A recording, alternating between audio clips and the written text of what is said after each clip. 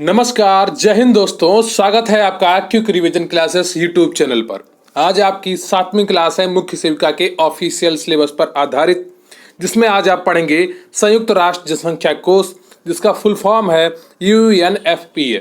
इसके बारे में डिटेल एनालिसिस करेंगे और जो जो इम्पोर्टेंट चीज़ें होंगी वो भी आपको बताई जाएंगी।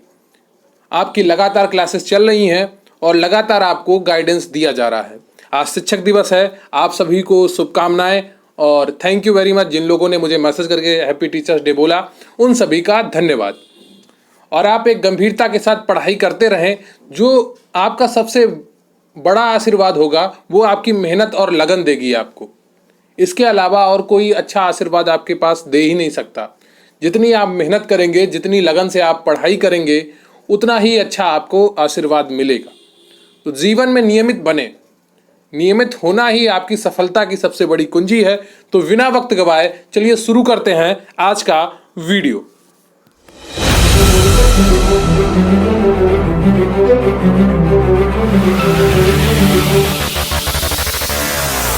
आप देख रहे हैं quick revision classes YouTube channel. आज का टॉपिक है संयुक्त राष्ट्र जनसंख्या कोष। लेकिन उससे पहले आज आपका प्रश्न है, विश्व जनसंख्या दिवस कब मनाया जाता है? विश्व जनसंख्या दिवस कब मनाया जाता है, इसका उत्तर आपको कमेंट बॉक्स में लिखना है। विश्व जनसंख्या दिवस कब मनाया जाता है? क्लियर है आपको? ये आपका ऑफिशियल सिलेबस है, जिसमें हम 19वां जो टॉपिक है आपका ऑफिशियल सिलेबस में, उसको कवर कर रहे हैं। 19वें टॉपिक में अब सिर्फ 2 ही चीज़ें बची हैं, उनको भी हम कवर कर लेंगे। अभी तक आप WHO पढ़ चुके हैं, यूनिसेफ पढ़ चुके हैं, UNDP पढ़ चुके हैं और आपके 3 चीज़ें बची हैं। UNFPA जो आज मैं आपको पढ़ा दूंगा, फिर रेड क्रॉस और Indian council for child family planning association of India.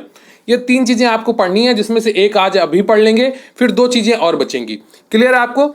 तो ये इंपॉर्टेंट चीज़ें हैं जिन्हें आपको लगातार पढ़नी है। यहाँ से प्रश्न ज़्यादा से ज़्यादा पूछे जाएंगे। 19वें टॉपिक्स में से कम आपके 4 से 5 प्रश्न आने हैं। तो 19वां टॉपिक आपको रट लेना है, बिल्कुल भी यहाँ से लापरवाही नहीं करनी है, गंभीरता के साथ पढ़ना है। इससे पहले का आपका टॉपिक शुरू करूँ, मैं आपको कुछ जानकारी दे देता हूँ। वैसे तो इसके बारे में डिटेल्ड वीडियो अलग से बनाऊंगा, पर मैं आपको जानकारी दे देता हूँ कि हमारे चैनल पर मुख्य सेव का स्पेशल PDF बैच चल रहा है, जिसकी कीमत मात्र 451 रुपये है। अन्य कोचिंग सेंटर आपसे 2 से 3 हज़ार फीस ले रहे हैं, लेकिन मैं आपको सिर्फ 451 रुपये में पूरा सिलेबस आपको 3 बार पढ़ाऊंगा। किस तरह से पढ़ाऊंगा उसके बारे में भी मैं आपको बताऊंगा। गारंटीड आपका सिलेक्शन होगा अगर आप गंभीरता के साथ एक अच्छे एकाग्रता के साथ मेरे साथ पढ़ेंगे। मुख्य सेव का गरिमा बैच इस बैच का नाम है। इससे जुड़ने के लिए आप टेलीग्राम पर QRC हेल्प सर्च करें, या आज आपको व्हाट्सएप नंबर भी दिया जाएगा, लेकिन वो व्हाट्सएप नंबर आपको दोपहर वाले वीडियो में दिया जाएगा, जिसमें बैच की डिटेल एनालिसिस बताई जाएगी। क्लियर है आपको? तो सभी क्लासेस की PDF आपको प्रोवाइड कराई जाएगी, नोट्स की PDF आपको प्रोवाइड कराई जाएगी। 10 फुल पेपर जैसे मॉक टेस्ट है, उनका सोल्यूशन भी आपको कराया जाएगा। पेपर से पहले 10 पेपर आप अगर मॉक टेस्ट अच्छे क्वालिटी के कर लेंगे, तो मुझे नहीं लगता कि आपका कोई पेपर गलत होने वाला होगा। ठीक है, पेपर में कोई क्वेश्चन गलत होने वाला होगा। गंभीरता के साथ अगर आप पढ़ना चाहते हैं, आपने अपनी नौकरी का सपना देखा है, एक दृढ़ संकल्प लिया है इस भर्ती में अपना स्थान पक्का करने का, तो जरूर जुड़े मुख्य सेव का गरिमा बैच से। गारंटीड आपका सिलेक्शन होगा। 3 चरणों में आपकी तैयारी कराई जाएगी। पहले चरण में आपको पूरी थ्योरी पढ़ाई जाएगी, उसके बाद फिर आपको हर चरण के हर टॉपिक का MCQ रिवीजन कराया जाएगा। जितने भी प्रश्न बन सकते होंगे आपके टॉपिक से, उन सबका रिवीजन आपको कराया जाएगा। इसके अलावा आपका 1 लाइनर रिवीजन कराया जाएगा। तो 3 चरणों में आपकी तैयारी कराई जाएगी, जो गंभीरता के साथ होगी, जो पूरी गारंटी के साथ होगी। आपके लिए पूरी मेहनत की जाएगी, जिससे आपका सिलेक्शन सुनिश्चित हो। हमारा लक्ष्य है कि मुख्य सेव का गरिमा बैच से 200 से 300 सिलेक्शन पक्के करवाना। अगर आप भी उनमें अपना नाम पक्का करना चाहते हैं, तो जरूर जुड़े मुख्य सेव का गरिमा बैच से। मात्र 451 रुपए में आपकी तैयारी बहुत ही अच्छे तरीके से कराई जाएगी। गंभीरता के साथ आपको पढ़ाया जाएगा, एक एक टॉपिक की डिटेल एनालिसिस कराई जाएगी, फिर आपको MCQ द्वारा रिवीजन कराया जाएगा, फिर आपको 1 लाइनर द्वारा रिवीजन कराया जाएगा। जब 3 चरणों में आप तैयारी करेंगे, तो गारंटीड आपको सफलता मिलेगी। ये मेरा वादा है आपसे। तो इस बैच से जुड़ने के लिए आप टेलीग्राम पर QRC हेल्प सर्च करें, या आपको लिंक डिस्क्रिप्शन बॉक्स में मिल जाएगा, वहां से भी आप इस बैच से जुड़ सकते हैं। क्लियर है आपको? तो चलिए शुरू करते हैं आज का टॉपिक, संयुक्त राष्ट्र जनसंख्या कोष। क्लियर है? तो इसको इंग्लिश में क्या कहते हैं? United Nations fund for population activities, जिसका शॉर्ट फॉर्म है UNFPA। संयुक्त राष्ट्र जनसंख्या कोष इसका हिंदी में नाम है। ठीक है। और इंग्लिश में जो फुल फॉर्म है इसका United Nations fund for population activities, UNFPA, ठीक है। लेकिन इसका जो इंग्लिश में फुल फॉर्म है वो दूसरा है, वो भी मैं आपको बताऊंगा। United Nations fund for population activities, इसका ये पुराना फुल फॉर्म है। जो आप अगर आप पूछते शॉर्ट फॉर्म क्या, फुल फॉर्म क्या है, तो इसलिए मैंने ये बताया United Nations fund for population activities, UNFPA इसलिए शॉर्ट में है। यह संयुक्त राष्ट्र महासभा का एक सहायक अंग है, ठीक है। यह संयुक्त राष्ट्र महासभा का एक सहायक अंग है जो इसके यौन तथा प्रजनन स्वास्थ्य एजेंसी के रूप में कार्य करता है, ठीक है। यौन तथा प्रजनन स्वास्थ्य एजेंसी के रूप में कार्य करता है। तो जो आपका यौन हेल्थ होती है, जो आपकी प्रजनन हेल्थ होती है, उससे जुड़ी चीज़ों पर ये कार्य करता है, उनसे जुड़ी चीज़ों पर बात करता है। इस कोष की स्थापना जुलाई 1967 में जनसंख्या गतिविधियों हेतु न्यास कोष के रूप में की गई थी। तो सबसे पहले इसका क्या नाम था जब यह स्थापना की गई थी? जनसंख्या गतिविधियों हेतु न्यास कोष। 1967 में इसकी स्थापना हुई और इसका नाम तब रखा गया जनसंख्या गतिविधियों हेतु न्यास कोष के रूप में की गई। क्लियर है? ये पॉइंट आप नोट कर लेंगे, ये इंपॉर्टेंट है आपका। यहां से जितने भी पॉइंट हैं ये सारे आपके लिए इंपॉर्टेंट है। पहला पॉइंट आपको नोट करना है, दूसरा पॉइंट आपको नोट करना है और तीसरा पॉइंट भी आपको नोट करना है। जो जो पॉइंट आपको नोट करने होंगे मैं आपको बता दूंगा, जो जो आपके लिए महत्वपूर्ण होंगे उन पर आप ज्यादा ध्यान देंगे। बाकी चीजें कुछ आपको समझाने के लिए हैं तो वो आपको नोट नहीं करनी है। 1969 में इसका नाम बदलकर जनसंख्या गतिविधियों हेतु संयुक्त राष्ट्र कोष कर दिया गया। तो जो अभी आप फुल शॉर्ट फॉर्म देख रहे हैं UNFPA, इसका जो इस पहले नाम दिया गया था ये 1969 में दिया गया था, जनसंख्या गतिविधियों हेतु संयुक्त राष्ट्र कोष। इंग्लिश में क्या था? United Nations fund for population activities. क्या था? United Nations fund for population activities. इसका 1969 में नाम कर दिया गया था। क्लियर है आपको? एक गंभीरता के साथ, एक एनर्जी के साथ लगातार जुड़े रहिए। अगर आप बोर हो रहे हो तो 3 बार लंबी और गहरी सांस लेंगे और फिर से पढ़ाई शुरू करेंगे। आपके अंदर पॉजिटिव एनर्जी गारंटी के साथ आएगी। चीज़ों को सॉल्यूशन ढूंढिए, उनकी समस्याएं जब आपके जीवन में आए तो उनके समाधान ढूंढिए और समस्याओं का रास्ता मैदान छोड़कर मत भागिए। अगला पॉइंट है 1972 में यह संयुक्त राष्ट्र का आधिकारिक रूप से कोष बन गया। तो अगर आपसे प्रश्न पूछा जाए परीक्षा में कि 1972 में संयुक्त राष्ट्र का ये पूछा जाए कि जो संयुक्त राष्ट्र जनसंख्या कोष है कब संयुक्त राष्ट्र का आधिकारिक कोष बना, तो ये बना 1972 में तथा 1979 में इसे महासभा का सहायक अंग बना दिया गया। 1979 में इसे महासभा का सहायक अंग बना दिया गया, ये भी आप नोट करेंगे। क्लियर है आपको? तो इसे भी आप नोट करेंगे। फिर अगला पॉइंट है 1987 में आधिकारिक तौर पर संयुक्त राष्ट्र जनसंख्या कोष नाम दिया गया। तो 1987 में इसका क्या नाम कर दिया गया? संयुक्त राष्ट्र जनसंख्या कोष, यूनाइटेड नेशंस पॉपुलेशन फंड।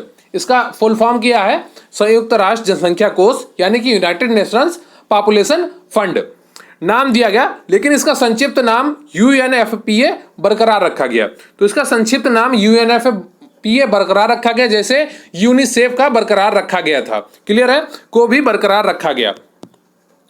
तो ये फुल फॉर्म आप जरूर याद रखेंगे। UNFPA का जो ऑफिशियल फुल फॉर्म है संयुक्त राष्ट्र जनसंख्या कोष है। क्या है? संयुक्त राष्ट्र जनसंख्या कोष, यानी कि यूनाइटेड नेशंस पॉपुलेशन फंड इसका फुल फॉर्म है। किसका? UNFPA का। ठीक है। इसे वर्ष 1987 में आधिकारिक तौर पर संयुक्त राष्ट्र जनसंख्या कोष के नाम दिया गया। तो इसको अगर आपसे परीक्षा में प्रश्न पूछा जाए कि संयुक्त राष्ट्र जनसंख्या कोष को आधिकारिक तौर पर कब नाम दिया गया, तो 1987 में दिया गया। क्लियर है? इस कोष का मुख्यालय न्यूयॉर्क में स्थित है। तो कहां पर स्थित है? न्यूयॉर्क में स्थित है। न्यूयॉर्क कहां पे है? संयुक्त राज्य अमेरिका, यानी कि अमेरिका में स्थित है। क्लियर है आपको? जिसे शॉर्ट में USA भी कहते हैं, United state of America. Clear है? तो इसका मुख्यालय कहां स्थित है? न्यूयॉर्क में स्थित है। और न्यूयॉर्क कहां पर है? अमेरिका में है। अब इतनी चीजें आपने को नोट करनी थी। अब आगे वाली चीजें जो हैं वो आपको समझाने के लिए हैं कि आप विषय को समझ सकें, टॉपिक को समझ सकें। आगे फिर जो इंपॉर्टेंट होगा नोट करने के लिए वो मैं आपको बताता रहूंगा। हर चीज आपको नोट नहीं करनी है। अगर आप नोट नहीं करना चाहते हैं तो कोई जरूरत नहीं, आप गरिमा बैच से जुड़े और वहां से PDF प्राप्त करें और बाकायदा PDF से पूरा पढ़ते रहें। इस कोष का उद्देश्य जनसंख्या एवं परिवार नियोजन की जरूरतों से निपटने की क्षमता को बढ़ाना है। क्लियर है? इस कोष का उद्देश्य क्या है? जनसंख्या एवं परिवार नियोजन की जरूरतों से निपटने की क्षमता को बढ़ाना है। विकसित एवं विकासशील देशों में जनसंख्या की समस्याओं के प्रति जागरूकता को प्रोत्साहित करना है। तो ये किसके कोष हैं? उद्देश्य हैं संयुक्त राष्ट्र जनसंख्या कोष के। ठीक है, उद्देश्य क्या है? विकसित एवं विकासशील देशों में जनसंख्या की समस्या के प्रति जागरूकता को प्रोत्साहित करना। यह मुख्य रूप से महिलाओं के लिए कार्य करता है। विकासशील देशों को उनकी जनसंख्यात्मक समस्याओं से लड़ने में सहायता देने के लिए अपेक्षित रणनीति तैयार करना। कोष द्वारा विश्व जनसंख्या की स्थिति पर वार्षिक रिपोर्ट का प्रकाशन किया जाता है। तो कोष द्वारा क्या किया जाता है? विश्व जनसंख्या की स्थिति पर वार्षिक रिपोर्ट का प्रकाशन किया जाता है। 2022 की वार्षिक रिपोर्ट आ चुकी है, उसके बारे में भी मैं आपको आज के वीडियो में बताऊंगा। तो क्या किया जाता है? कोष द्वारा वार्षिक विश्व जनसंख्या की स्थिति पर वार्षिक रिपोर्ट प्रकाशित की जाती है। तो आपसे प्रश्न ऐसा भी पूछा जा सकता है परीक्षा में कि संयुक्त राष्ट्र जनसंख्या कोष द्वारा जो जनसंख्या रिपोर्ट है वो कितने समय अंतराल पर प्रकाशित की जाती है? तो आपसे पहला होगा त्रैमासिक, फिर ऑप्शन होगा वार्षिक, फिर होगा 3 वर्ष में, फिर होगा 5 वर्ष में। तो आपको ऑप्शन कौन सा टिक करना है? वार्षिक टिक करना है। इसी तरह से आपके प्रश्न बनेंगे, जो मैं आपको एमसीक्यू जब रिवीजन कराऊंगा तो वो गारंटीड बहुत अच्छे तरीके से कराऊंगा। आप मुख्य सेविका गरिमा बैच से जरूर जुड़े, 101% आपका फायदा होगा, 101%। क्लियर है आपको? तो गंभीरता के साथ पढ़ाई को बनाए रखें, और अगर आप दृढ़ संकल्पित हैं तो जरूर जुड़े मुख्य सेविका गरिमा बैच से। अब आते हैं विश्व जनसंख्या की स्थिति 2022। देखिए 451 रुपये फीस है आपकी, जो कोई ज़्यादा नहीं है। क्लियर है आपको? 451 रुपये फीस है आपकी मात्र, जो कोई ज़्यादा नहीं है। और आपको गंभीरता के साथ अगर पढ़ना है, एक लगन के साथ पढ़ना है, तो जरूर पढ़ें, गारंटीड आपका फायदा होगा। 40 से 45 हज़ार की आपको नौकरी मिलने वाली है, और आप 451 का मुंह देख रहे हैं। अन्य कोचिंग सेंटर आपको 2 से 3 हज़ार में पढ़ा रहे हैं, मैं सिर्फ 451 रुपये लूंगा आपको, और आपको 3 बार सिलेबस पढ़ाऊंगा। विश्व जनसंख्या स्थिति 2022। तो संयुक्त राष्ट्र जनसंख्या कोष यानी कि United Nations population fund, UNFPA, ठीक है, यूनाइटेड नेशंस पॉपुलेशन फंड, ठीक है। इसका फुल फॉर्म क्या है, इसका शॉर्ट फॉर्म क्या है? UNFPA। क्लियर है आपको? ने अपनी प्रमुख report state of world population report 2022 जारी की है। ठीक है, तो इसका जो वार्षिक रिपोर्ट है उसका नाम क्या होता है? State of world population report. ये 2022 में जारी की है, जिसका शीर्षक क्या है, इसको आपको शीर्षक याद रखना है इस रिपोर्ट का, जो आपके लिए इंपॉर्टेंट है।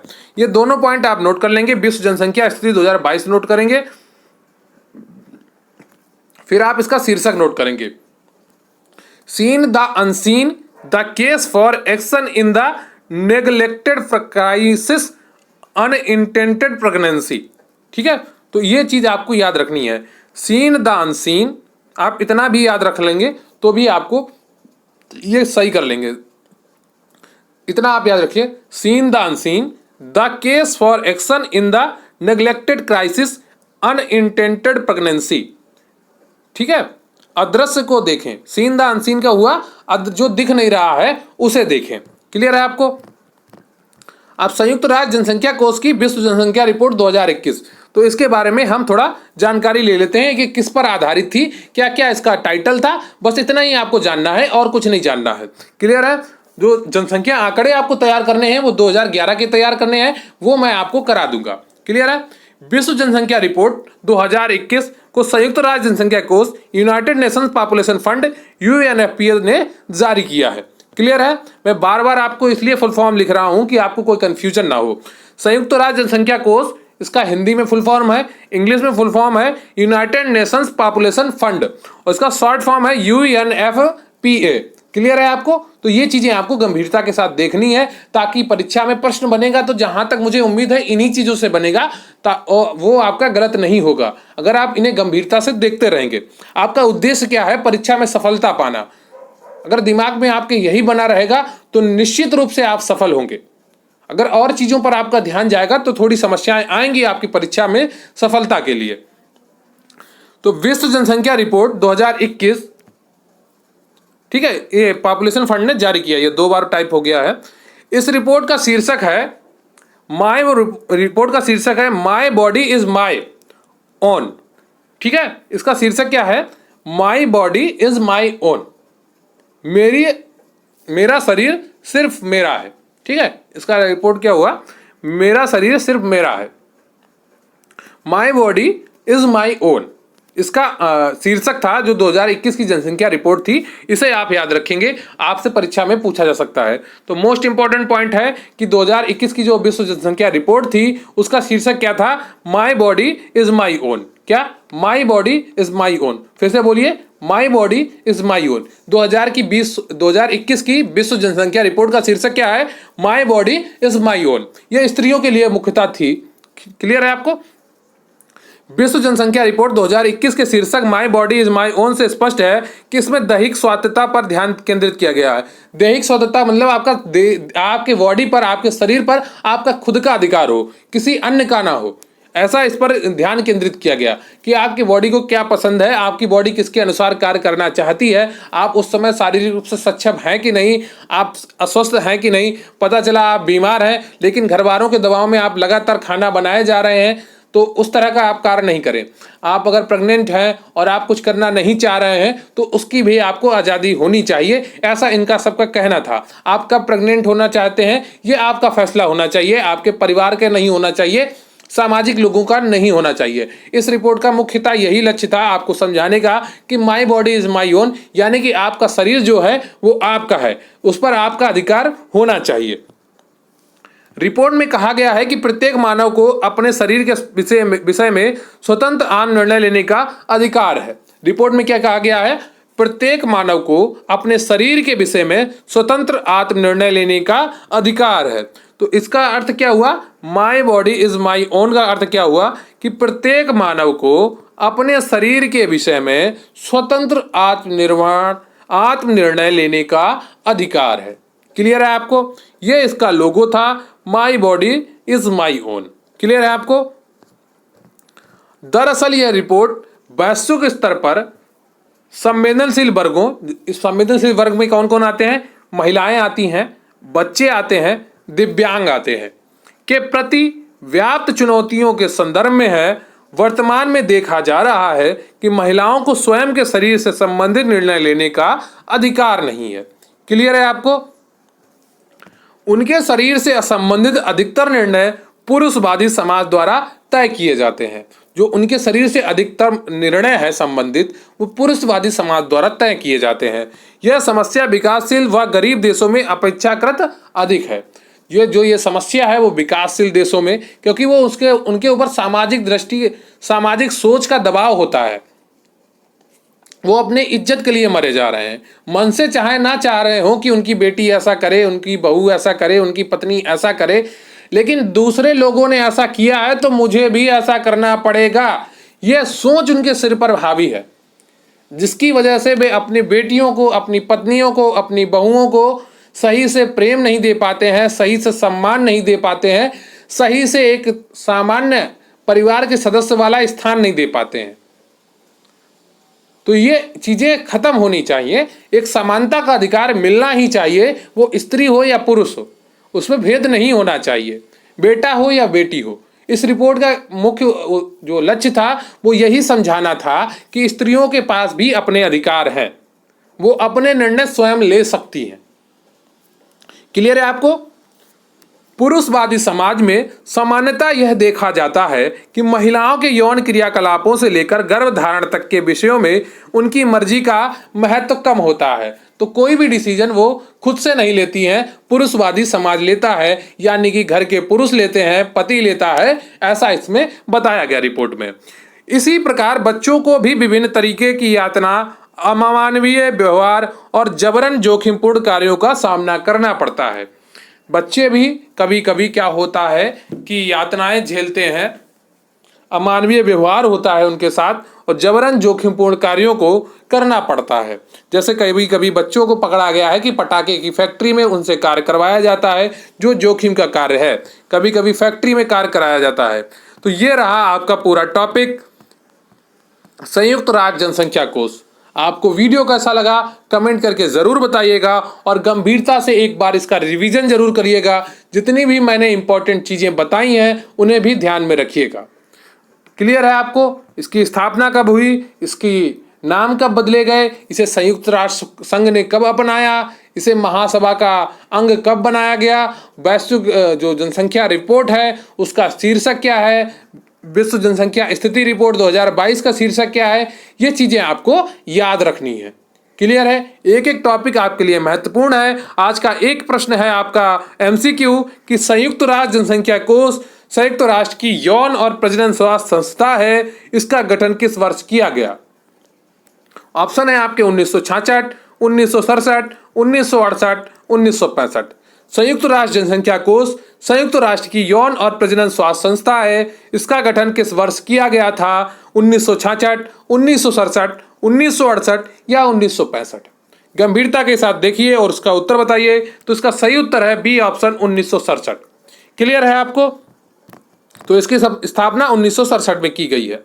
अगर आपने अभी तक चैनल को सब्सक्राइब नहीं किया है तो प्लीज चैनल को सब्सक्राइब कर लीजिए, वीडियो को लाइक कर लीजिए और अगर आप अपनी तैयारी के लिए दृढ़ संकल्पित हैं तो जरूर जुड़े मुख्य सेविका गरिमा बैच से मात्र 451 रुपए में 100% आपकी तैयारी कराई जाएगी। और अगर आपने गंभीरता के साथ पढ़ाई की मेरे मार्गदर्शन में तो आपका जो सफलता है वो सुनिश्चित हो जाएगी।